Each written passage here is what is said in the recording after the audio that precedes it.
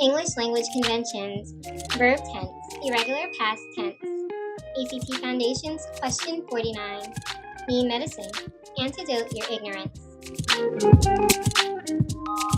ACT English Foundation, verb tense, question 49. Complete the sentence with the verb in the past tense. The men blanked the car out of the snow.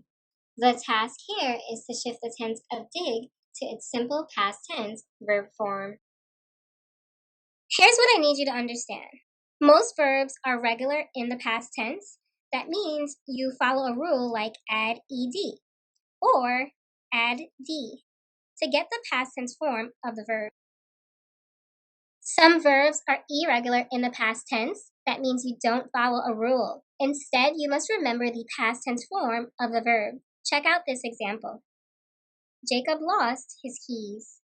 Lost is the irregular past tense form of the verb lose. This is a correct shift, and the overall sentence is formatted correctly.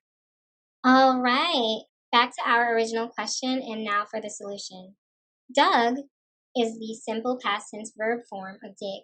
This is an irregular verb form, so you'll have to commit it to memory.